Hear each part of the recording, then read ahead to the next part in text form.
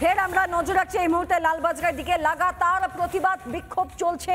BJP তরফ থেকে সজল ঘোষ রয়েছেন, সেখানে আরো অন্যান্য বিজেপি নেতৃত্বরা বিজেপি কর্মীরা রয়েছেন। এই মুহূর্তে লালবাজারে রয়েছেন সুকান্ত মজুমদার, রাজ্য বিজেপির সভাপতি তথা কেন্দ্রীয় প্রতিমন্ত্রী, এবং তিনি বলছেন যে ব্যক্তিগত বন্ডের জামিনে নারাজ তিনি।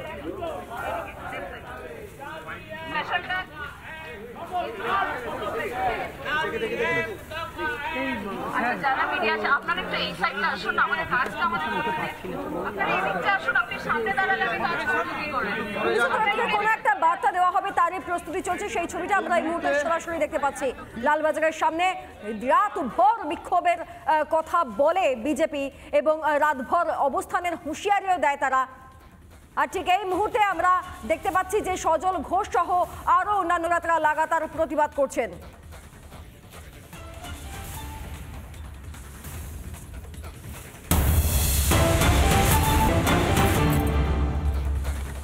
এই মুহূর্তে সরাসরি আমরা নজর রাখছি লালবাজারের দিকে। প্রথম ছবি আপনারা দেখতে পাচ্ছেন, এই মুহূর্তে লালবাজারের সামনে থেকে বিজেপির প্রতিবাদ কর্মসূচির প্রয়োজনে রাতভর প্রতিবাদ, ব্যক্তিগত বন্ডে সই করে জামিনে নারাজ সুকান্ত মজুমদার। এই মুহূর্তে ছবিটা আপনারা দেখতে পাচ্ছেন, কার্যকর পুলিশের সঙ্গে কথোপকথন। রাতভর অবস্থানের হুঁশিয়ারি দিয়েছে বিজেপি। লালবাজারের সামনে বিক্ষোভ প্রতিবাদ।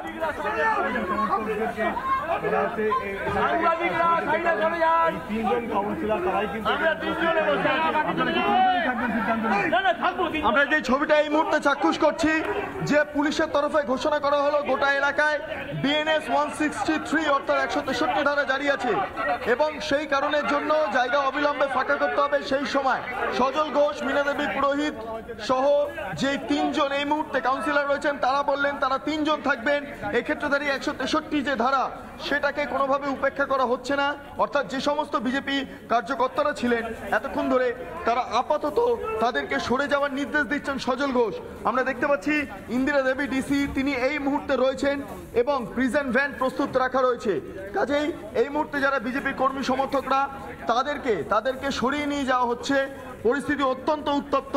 বিজয় ওঝা, মীনা দেবী পুরোহিত এবং তার পাশাপাশি আমরা দেখতে পাচ্ছি সজল ঘোষ, প্রত্যেকে এই মুহূর্তে তারা অবস্থানে বসে পড়েছেন। আমরা সরাসরি একটু কথা বলার চেষ্টা করব সজল ঘোষের সঙ্গে, জানার চেষ্টা করব যে এই মুহূর্তে তারা কোন পদক্ষেপ তারা গ্রহণ করেন। আমরা সরাসরি একবার সজল বাবু কি করবেন? এবার বসে থাকবো, পুলিশ ধরে নিয়ে গেলে জেলে যাবো, আর কি করবো? এই রাজ্যে এখানে বাইরে থাকার থেকে জেলে থাকাই ভালো, এভাবে বাঁচার থেকে জেলে বাঁচাই ভালো। এটা কোনো আইন বলেছে 144 ধারা, আমরা তিনজন বসে আছি। 144 ধারা বলেছে আমরা তিনজন বসে আছি, তিনজন আমরা জনপ্রতিনিধি, তাও বলছে 5 মিনিট। কেন? আমরাও একটা দিন আসবে যেদিন ওনাদের 5 মিনিট সময় দেব না, এটা মনে রাখতে হবে। আপনারা কি 5 মিনিট অপেক্ষা করবেন না বসে থাকবেন? আমরা এখানে সারা রাত থাকবো। প্রস্তুত রাখা হয়েছে। 144 ধারায় নিয়ম হচ্ছে 4-5 জনের বেশি, আমরা তিনজন আছি। এরপর পুলিশ যদি গায়ের জোর দেখাবে, কি করতে পারে? এই মুহূর্তে দাঁড়িয়ে পুলিশের তরফে যেমন মাইকিং করা হলো ঠিক একই সঙ্গে তিনজন ছাড়া আর কেউ নেই এখানে, এই তিনজন ছাড়া আর কেউ নেই, ক্যামেরা আছে সামনে। আপনারা বিজেপি কর্মী সমর্থকরা কোথায় গেলেন? আমরা কিন্তু কাল কোর্টেও বলবো যে আমরা তিনজনই ছিলাম, আপনারা দেখিয়েছেন, আপনারা দেখছেন, কোর্টে গিয়েও বলবো। সরাসরি সেই ছবি এই মুহূর্তে আমরা দেখাচ্ছি। রিপাবলিক বাংলা যারা রয়েছেন সামগ্রিকভাবে গোটা চত্বরটাকে পুলিশ ঘিরে ফেলেছে এবং আমি যদি একবার আমার ভিডিও জার্নালিস্টকে দেখাতে বলি, আমি দেখতে পাচ্ছি পুলিশ কার্যত হিউম্যান চেন করে রেখেছে এই মুহূর্তে।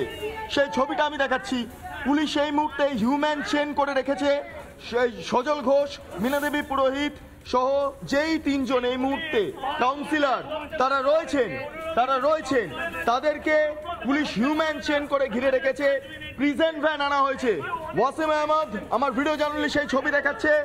যদি এই মুহূর্তে পুলিশ যদি এই পরিস্থিতিতে তাদেরকে গ্রেপ্তার করে, কারণ বিএনএস এর 163 ধারা অর্থাৎ 163 ধারার এখানে লঙ্ঘন করার কোনো প্রশ্নই ওঠে না, বিজেপির তরফে দাবি করা হচ্ছে। অর্থাৎ এই আবহে যদি তাদেরকে যদি গ্রেপ্তার করা হয় তাহলে আগামীকাল কোর্টেও এই বিষয়টা তারা উত্থাপন করবেন। মূলত সেই বিষয়টাও এই মুহূর্তে সজল ঘোষ নানা ধরনের কন্টেন্ট দেখার জন্য লাইক করুন, শেয়ার করুন আমাদের ফেসবুক পেজ, সাবস্ক্রাইব করুন আমাদের ইউটিউব চ্যানেল। পাশাপাশি অন্যান্য ব্রেকিং নিউজের জন্য অবশ্যই চোখ রাখুন রিপাবলিক বাংলায়।